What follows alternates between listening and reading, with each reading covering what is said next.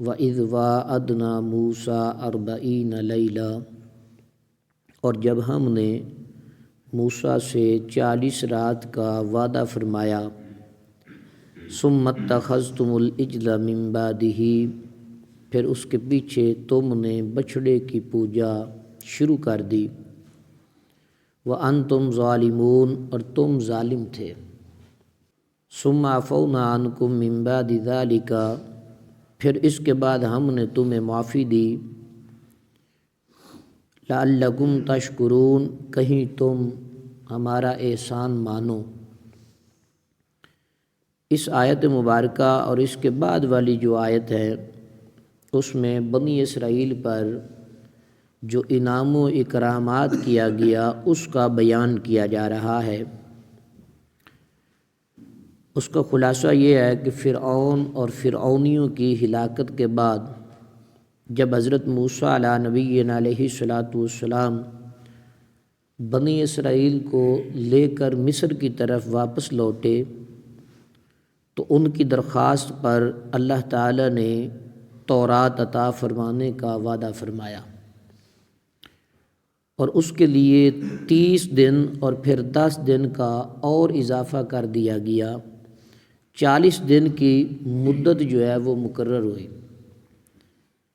اس کا ذکر جو ہے سورۃ الاعراف کی آیت نمبر 142 میں موجود ہے۔ ان 40 دنوں میں ذوالقعدہ کا پورا مہینہ اور 10 دن ذوالحجہ کے شامل تھے۔ حضرت موسیٰ علیہ السلام اپنی قوم پر حضرت ہارون علیہ السلام کو اپنا نائب بنا کر تورات حاصل کرنے کے لیے کوہ طور پر تشریف لے گئے۔ 40 دن رات آپ وہاں پر ٹھہرے اور اس عرصہ میں کسی سے بات چیت نہ کی۔ اللہ تعالیٰ نے تختیوں پر تحریری صورت میں آپ علیہ السلام کو تورات عطا فرمائی۔ تورات کا نزول ایک ہی مرتبہ ہوا، بیک وقت تورات عطا فرما دی گئی۔ دوسری طرف سامری نے جواہرات سے مزین سونے کا ایک بچھڑا بنا کر قوم سے کہا کہ یہ تمہارا معبود ہے۔ بچھڑا جو ہے وہ سونے سے تیار کیا، حضرت جبریل امین پاک کے قدموں کی مٹی جو ہے اس میں ڈال دی اور کہا کہ یہ تمہارا معبود ہے۔ اور وہ لوگ 1 مہینے تک حضرت موسیٰ علیہ السلام کا انتظار کرنے کے بعد سامری کے بہکانے سے بچھڑے کی پوجا کرنے لگے، یعنی وہ سارے کے سارے لوگ بچھڑے کی پوجا میں مصروف ہو گئے۔ ان پوجا کرنے والوں میں تمام بنی اسرائیل شامل تھے، صرف حضرت ہارون علیہ السلام اور آپ کے 12,000 ساتھی وہ اس شرک سے دور و نفور رہے، اس کے قریب نہ گئے۔ جب حضرت موسیٰ علیہ السلام واپس تشریف لائے تو قوم کی حالت دیکھ کر انہیں تنبیہ کی اور انہیں ان کے گناہ کا کفارہ آپ نے بتایا۔ چنانچہ جب انہوں نے حضرت موسیٰ علیہ السلام کے بتائے ہوئے طریقے کے مطابق توبہ کی تو اللہ تعالیٰ نے انہیں معاف فرما دیا۔ ان مرتد ہونے والوں کی جو توبہ کا بیان ہے وہ آیت نمبر 53 کے بعد انشاءاللہ ہم ذکر کریں گے۔ وَإِذْ آتَيْنَا مُوسَى الْكِتَابَ وَالْفُرْقَانَ لَعَلَّكُمْ تَهْتَدُونَ، اور یاد کرو جب ہم نے موسیٰ کو کتاب عطا کی، والفرقان، فرقان کا معنی ہے حق اور باطل کے درمیان فرق کرنے والی، لعلکم تہتدون، تاکہ تم ہدایت پا جاؤ۔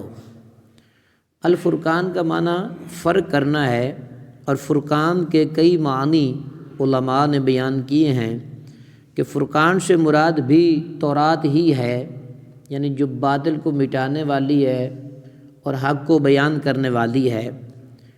نمبر 2 ہے کہ کفر اور ایمان میں فرق کرنے والے معجزات جیسے عصا ہے اور ید بیضاء ہے، حضرت موسیٰ علیہ نبینا علیہ الصلوۃ والسلام کے یہ معجزات ہیں۔ ید بیضاء کا کیا مطلب ہے کہ آپ اپنا ہاتھ جو ہے بغل میں لیتے اور اس کو باہر نکالتے تو وہ چمکنے لگتا تھا، روشن ہو جاتا تھا۔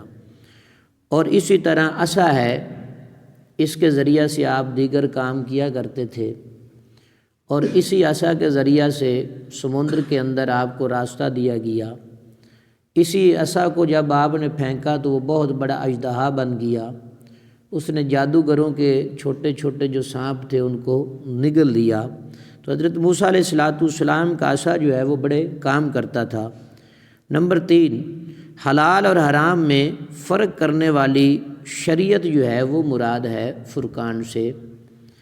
یہ مختلف معنی ہم نے فرقان کے بیان کیے۔ حضرت موسیٰ علیہ نبینا علیہ الصلوۃ والسلام کی کوہ طور پر تشریف آوری اور تورات لینے کے لیے آپ 40 راتیں وہاں ٹھہرے۔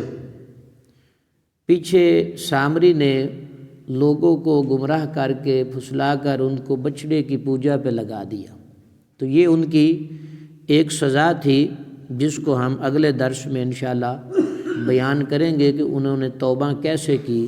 اللہ تعالی ہم سب کو عمل کی توفیق عطا فرمائے۔ وآخر دعوانا الحمد للہ رب العالمین۔